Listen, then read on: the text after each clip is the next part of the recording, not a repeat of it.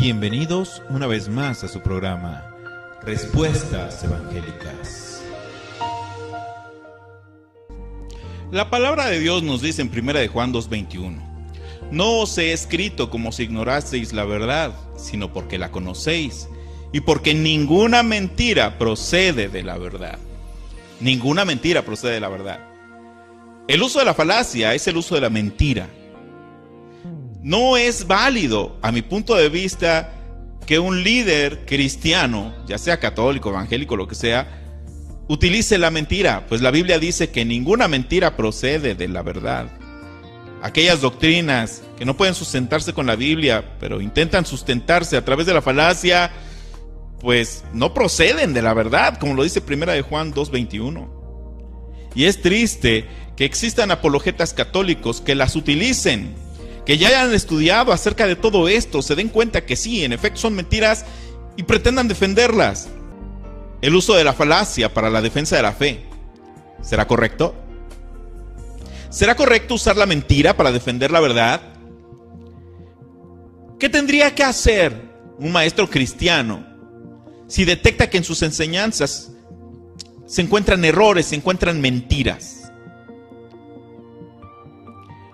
Lógicamente que un cristiano verdadero tendría que actuar en consecuencia y evitar volver a usar esas mentiras, esos errores. Dice la palabra de Dios en Efesios 4:14: para que ya no seamos niños fluctuantes, llevados por doquiera de todo viento de doctrina, por estratagema de hombres que para engañar emplean con astucia las artimañas del error. Efesios 4:14. O sea que hay hombres que para engañar emplean con astucia las artimañas del error. O sea, Dios ya sabía, a él no le agarra de sorpresa que hayan maestros, a los que les llama falsos maestros, que iban a emplear con astucia las artimañas del error. Una falacia es un error en la lógica de un argumento. ¿Cómo puede ser que tengan la calidad moral de decirse cristianos, de predicar la palabra de Dios y sin el menor remordimiento utilizar las falacias? Y para mis hermanos evangélicos, hermanos, tenemos que prepararnos, aprender a discernir, aprender nosotros a identificar las falacias católicas. Estos hombres están empezando a temblar de miedo. Están empezando a temblar de miedo. ¿Qué será cuando todos los evangélicos estemos preparados para detectar los errores, para hacerles ver las mentiras que ellos predican? Espero seguirnos preparando, que todos nos sigamos preparando en este camino y que podamos nosotros ser sólidos y contundentes a la hora de refutarlas.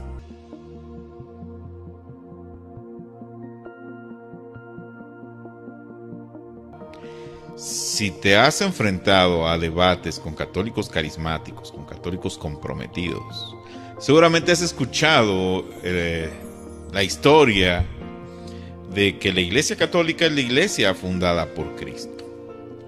Y esto suena muy bonito, pero es labor de aquel apologeta y es labor de aquella iglesia demostrar la veracidad de sus dichos. Nosotros como cristianos evangélicos, ¿cómo podemos refutar esta afirmación de que la Iglesia Católica es la iglesia fundada por Cristo? Bueno, pues nos vamos a ir a la historia. La historia se juzga desde la historia, como diría alguno de ellos. Entonces, ¿cómo se estudia la historia? Bueno, tenemos lo que se conocen como fuentes primarias de la historia y fuentes secundarias de la historia. Y a continuación les voy a decir lo que son las fuentes primarias de la historia. Una fuente primaria de la historia es aquella que procede de la época que se está investigando. Estas fuentes primarias son testimonios de primera mano contemporáneas a los hechos. En esto podemos encontrar leyes, tratados, memorias, censos de población, artículos de prensa, imágenes, objetos de la vida cotidiana, etc. Entonces, para nosotros y para nuestro estudio, debemos hablar de lo que son las fuentes primarias, y la Biblia es una fuente primaria de la historia. ¿Por qué? Porque en la Biblia encontramos los testimonios de las personas que participaron en la formación de la iglesia de Jesucristo.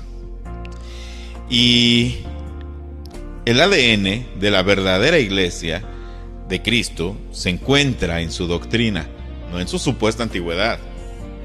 Entonces, tenemos que comparar la doctrina de la Iglesia Católica con la doctrina de la Iglesia fundada por Cristo. Y para sorpresa de los católicos, les será imposible demostrar que sea la misma doctrina, que se esté hablando de la misma Iglesia. ¿Por qué? Porque no encontraremos nosotros a ningún cristiano primitivo, de la Iglesia primitiva del primer siglo, elevando plegarias a los santos muertos para pedirles su intercesión. No veremos un solo ejemplo de un vivo pidiendo la intercesión de un muerto, y que la mano de Dios se mueva gracias a la intercesión de ese muerto por el vivo. Tampoco veremos a Jesús y a sus discípulos fomentando la fabricación de imágenes religiosas de veneración. Es una doctrina, la doctrina de la Iglesia Católica es una doctrina muy diferente a la doctrina enseñada por Jesús y sus apóstoles. Si bien los católicos nos ubican a los evangélicos como que surgimos 1500 años después de Cristo, nuestra doctrina es del primer siglo. Y como cristianos evangélicos podemos sustentar cada parte de nuestra doctrina con una fuente primaria de la historia, que es la Biblia. Nosotros, por ejemplo, al momento de orar, elevamos nuestras plegarias directamente a Dios, directamente al Padre, en el nombre de Jesús. Todo hombre en la Escritura, desde el Génesis al Apocalipsis, cada vez que ora, eleva sus plegarias directamente al Padre. Y del Nuevo Testamento para acá, en el nombre de Jesús, todas las oraciones son elevadas en el nombre de Jesús. Mientras que la Iglesia Católica, los católicos, elevan plegarias pidiendo la intercesión de María, pidiendo la intercesión de los santos, ¿verdad? Y esto no se encuentra un solo ejemplo en la Biblia. Entonces, las fuentes primarias de la historia, lejos de ser para ellos un respaldo para sus afirmaciones, llegan a ser verdaderos problemas que ellos tienen que enfrentar cada vez que debaten con un evangélico. Las fuentes que ellos utilizan para sustentar que su iglesia proviene de Cristo son fuentes secundarias de la historia. ¿Y qué es una fuente secundaria? Bueno, son testimonios de personas muchísimos años lejos, muchísimos años de distancia de los sucesos. En este caso, ellos hablan de escritos del segundo siglo, del tercer siglo, del cuarto siglo, para sustentar que su iglesia es la iglesia de Jesucristo. Pero, en fin, cuando hay un conflicto entre una fuente secundaria y una fuente primaria, la fuente que es desechada es la fuente secundaria. Entonces ellos no pueden hacer a un lado la Biblia y no podrán huir de la confrontación con un evangélico que sepa demostrar con Biblia que la iglesia fundada por Cristo pues tiene una doctrina muy distinta a la Iglesia Católica. Nuestra doctrina como evangélicos es la misma doctrina enseñada por Jesús, la misma doctrina enseñada por sus discípulos. El ADN de nuestra iglesia es la misma que el ADN de la iglesia fundada por Cristo. Y eso es irrefutable, no nos lo van a poder refutar. Ahora, hablando sobre el primado de Pedro, la Iglesia Católica y todos los católicos fanfarronean demasiado diciendo que Pedro fue el primer líder de la iglesia. Y suponen que Pedro fue el sumo pontífice en el primer siglo del cristianismo. Suponen que Pedro, cuando falleció, él dejó un sucesor. Pero esto lo sacan de fuentes secundarias. ¿Qué dice la fuente primaria, que es la Biblia? Bueno, tendríamos que ir nosotros a Gálatas capítulo 2, donde Pablo nos explica muy bien que en el primer siglo del cristianismo no existía un sumo pontífice, líder de toda la iglesia.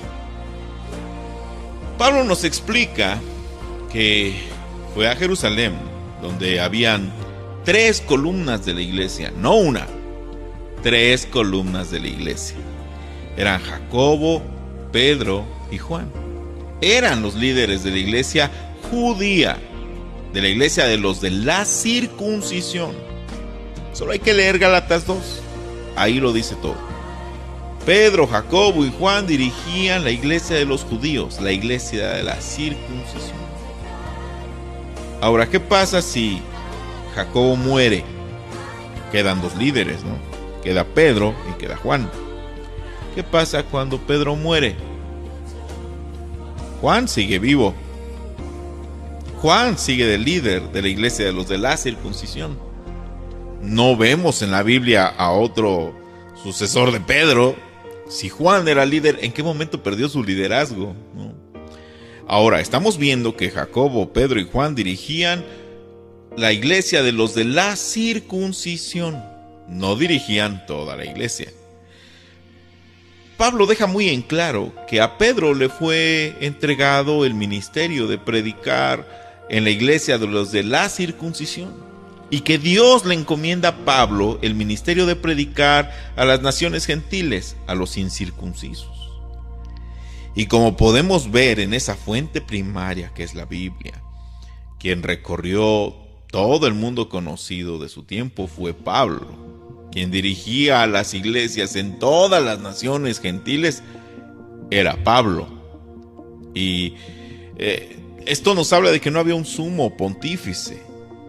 3 líderes de la iglesia judía y un líder de todas las iglesias de las naciones gentiles. No había un sumo pontífice.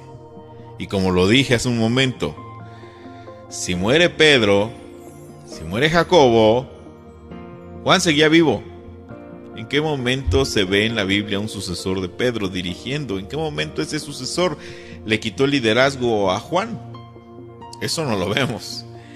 Y como les digo, o sea, la Biblia es nuestra fuente primaria de la historia, que demuestra que lo que dice Roma no es tan cierto. Que Roma lo que hizo fue edificar un linaje como si se tratara de un imperio. Cuando muere el emperador, pues todos aquellos que codician el lugar, el trono, pues tienen que demostrar su genealogía, ¿no? Lo que hace la iglesia romana para obtener un reconocimiento es fabricarse toda una genealogía que llegara hasta Pedro. Pero pues se les olvidó leer la Biblia, se les olvidó que su historia encajara con la historia narrada en las Sagradas Escrituras. Se les olvidó leer primero la Biblia, leer primero los escritos apostólicos, para poder entonces tratar de cuadrar con la historia original. Pero es obvia la marrullería con la que la iglesia romana se gana la supremacía y se asegura el tener el poder religioso de ese tiempo. Pero la fuente primaria de la historia, que es la Biblia, los desmiente. Cuando una fuente secundaria está en controversia con una fuente primaria, la que gana es la fuente primaria. Entonces nosotros, con Biblia en mano, podemos decirle: ¿sabes qué? Tu iglesia no es la iglesia fundada por Cristo, porque en Gálatas 2 se echa para abajo el primado de Pedro. Tu iglesia no es la iglesia de Jesucristo, porque la doctrina de tu iglesia es muy distinta a la doctrina enseñada por Jesús y sus apóstoles. El ADN de la verdadera iglesia se encuentra en su doctrina. Los evangélicos, por otro lado, podemos demostrar que nuestra doctrina es la misma doctrina enseñada por Jesús y sus apóstoles. Nuestra doctrina tiene el mismo ADN de la iglesia fundada por Cristo. Nuestra doctrina es doctrina del primer siglo. Espero que este video les haya sido de utilidad, les haya sido de bendición. Espero sus comentarios, y para aquellos que piensen debatir, espero que lo hagan utilizando una fuente primaria de la historia. Porque si usan fuentes secundarias de la historia, ante una fuente primaria, sus argumentos serán desechados. Dios les bendiga y hasta la próxima.